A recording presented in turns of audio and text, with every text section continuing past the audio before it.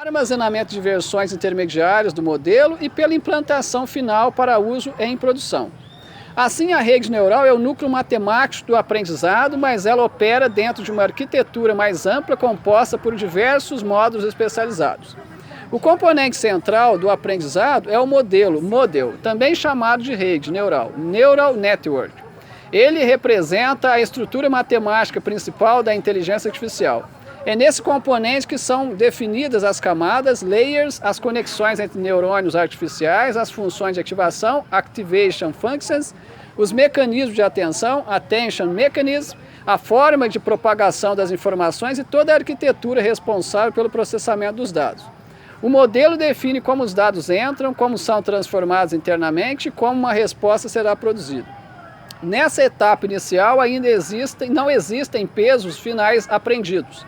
Existem apenas pesos iniciais, normalmente definidos por métodos matemáticos de inicialização. Esses valores iniciais servem apenas como ponto de partida para o processo de aprendizagem. O conhecimento efetivamente adquirido pelo modelo surgirá posteriormente durante o treinamento. Quando o treinamento começa, entra em funcionamento o componente chamado Training Loop, ciclo de treinamento. Sua função é coordenar todo o processo de aprendizagem. Frequentemente, o Training Loop é descrito como um mecanismo que executa repetidamente a rede neural, mas sua responsabilidade é mais ampla. Ele atua como um orquestrador, um maestro, que controla diversas etapas simultaneamente. Durante cada ciclo de treinamento, o Training Loop seleciona exemplos ou lotes de exemplos, batches, envia esses dados para a rede neural, calcula o desempenho obtido, aciona os mecanismos de correção dos erros, atualiza os pesos e registra métricas de desempenho. Em outras palavras, ele coordena todo o fluxo operacional do aprendizado. A cada execução ocorre a etapa conhecida como forward pass, propagação direta. Nessa fase, os dados entram na rede neural e percorrem sucessivamente suas camadas. Cada camada realiza transformações matemáticas sobre as informações recebidas até que seja produzida uma saída final. Depois que a saída é produzida, ela é comparada com a resposta correta ou desejada. A diferença entre o resultado produzido pelo modelo e o resultado esperado é medida por uma função matemática denominada loss function, função de perda. O valor produzido por essa função é chamado de loss, erro. Quanto maior o valor do loss, pior foi o desempenho do modelo naquele exemplo específico. Após o cálculo do erro, ocorre o processo denominado backpropagation, retropropagação. Nessa etapa, o erro calculado na saída é propagado de volta pelas camadas da rede neural. O objetivo é identificar quais conexões contribuíram mais para a geração daquele erro. A retropropagação utiliza cálculo diferencial para determinar quanto cada peso influenciou o erro observado. Em termos matemáticos, são calculados gradientes que indicam a direção e a intensidade das alterações necessárias para reduzir o erro nas próximas execuções. É nesse momento que entra o componente chamado optimizer, otimizador. O otimizador é o algoritmo responsável por utilizar as informações produzidas pela retropropagação para atualizar os pesos da rede neural. Didaticamente, costuma-se dizer que o otimizador redistribui os pesos da rede.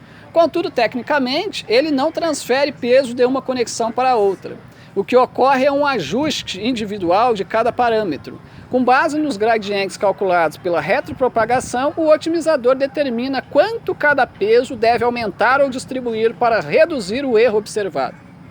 Existem diversos algoritmos de otimização, como o Gradient Descent, o Stochastic Gradient Descent, ou SGD, o ADAM, o RMS-Prop e outros métodos derivados. Todos possuem o mesmo objetivo fundamental: encontrar configurações de pesos que minimizem progressivamente a função de perda. Os pesos EIGTs são parâmetros aprendidos automaticamente durante o treinamento. Eles apresentam a intensidade das relações matemáticas entre diferentes partes da rede neural. Cada peso influencia a forma como as informações são processadas e transmitidas ao longo da arquitetura. Durante milhares, milhões ou até bilhões de iterações, as repetições, os pesos são continuamente ajustados. O resultado final desse processo é uma configuração de parâmetros capaz de capturar padrões estatísticos presentes nos dados de treinamento.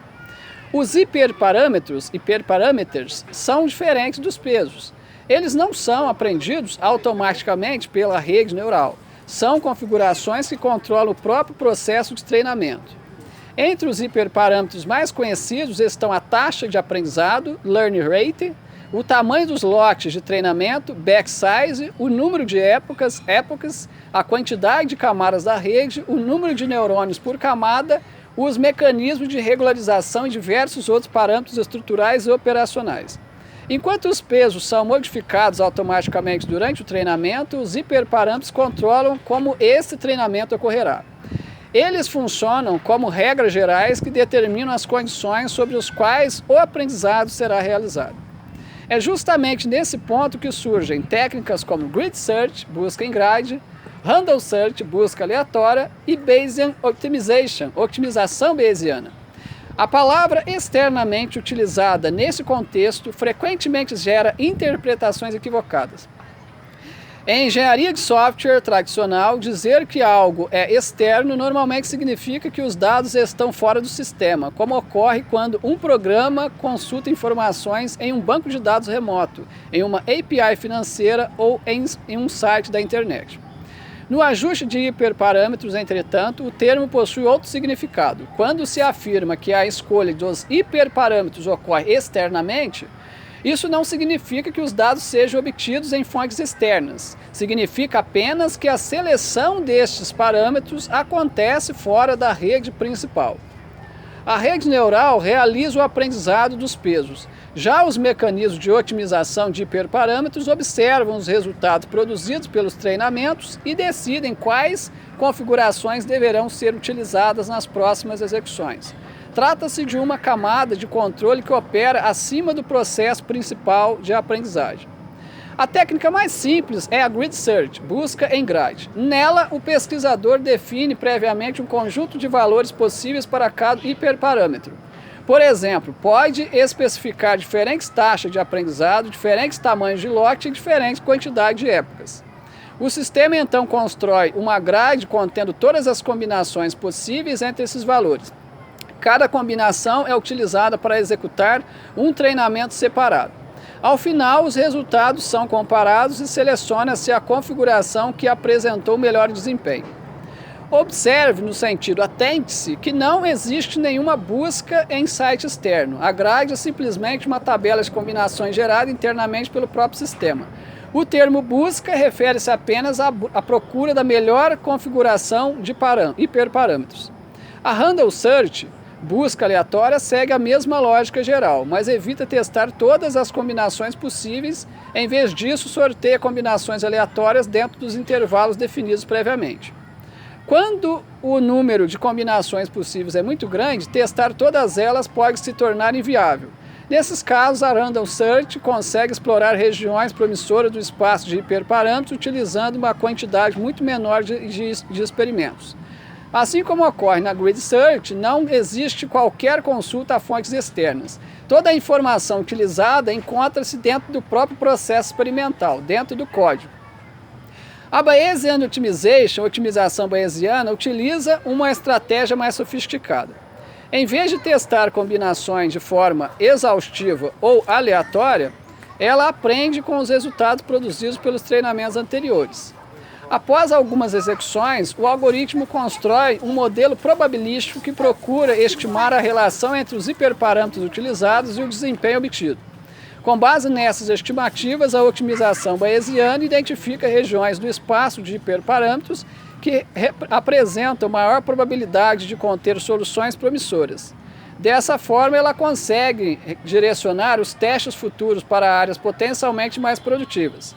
Diferentemente da Grid Search e da Random Search, a Bayesian Optimization utiliza explicitamente o conhecimento acumulado durante experimentos anteriores para orientar novas decisões. Ainda assim, toda a informação utilizada é produzida pelo próprio processo de treinamento. Não existe consulta a bancos de dados externos nem busca de informações na internet. Sob uma perspectiva arquitetural mais ampla, é possível visualizar mentalmente o fluxo geral da seguinte forma. A inserção dos dados inicialmente ocorre o pré-processamento, né, por meio de um dos códigos principais, que é a rede neural,